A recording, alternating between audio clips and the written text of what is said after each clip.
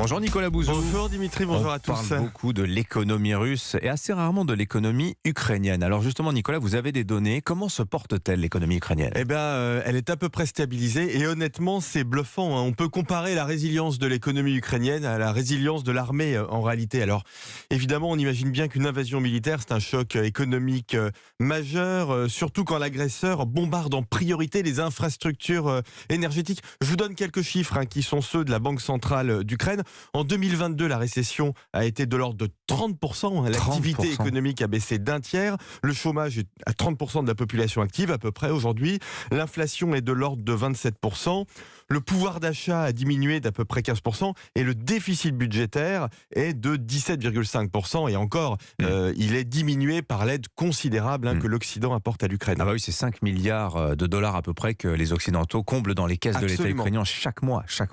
Bon, avec des statistiques pareilles, on imagine qu'il n'y a que des urgences. Nicolas, le sujet numéro 1, malgré tout, est-ce que ce ne serait pas les coupures d'électricité ? C'est complètement ça, Dimitri. Il manque à l'Ukraine 45% de ses capacités de production d'énergie nucléaire, 75% de ses capacités de production d'énergie thermique. Alors, vous savez ce que font les Ukrainiens et ce que font les entreprises. Ils utilisent des générateurs, c'est-à-dire ces machines qui font de l'électricité à partir d'une source d'énergie primaire. L'Ukraine en a importé 670 000 l'année dernière et beaucoup d'usines, beaucoup d'entreprises tournent avec ces générateurs. Ces chiffres sont spectaculaires. Est-ce qu'on peut parler malgré tout, parce que vous sembliez presque optimiste au début, de résilience de l'économie ukrainienne ? Absolument, je vous le confirme, c'est bluffant. La Banque centrale attend une stabilisation cette année et même une reprise à partir de 2024. J'avais au téléphone hier Alexandre Joseph, c'est le directeur financier de Centravis, qui est un très gros groupe industriel situé à Nikopol, donc on est juste à côté de la centrale nucléaire de Zaporijjia, et Nikopol subit d'intenses bombardements.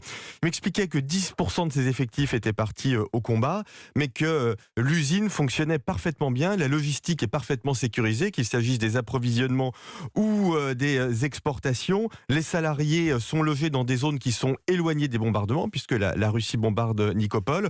Du coup, l'usine produit, exporte énormément, elle gagne même de l'argent et elle est représentative de ce que l'on voit là-bas, une forte résilience industrielle, alors même que l'État ukrainien aide très peu.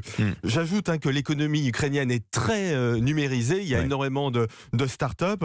Moi je vous le dis, la capacité de rebond de cette économie est exceptionnelle et dans son propre intérêt, la France ferait bien de le comprendre. Vous pensez qu'il y a une capacité de rebond importante ? Absolument, j'en suis persuadé, parce que l'Ukraine protège ses entreprises, protège à peu près son capital, et quand la guerre sera terminée, il y a des perspectives de croissance très importantes pour ce pays. Merci beaucoup Nicolas Bouzou. À demain. À demain, il est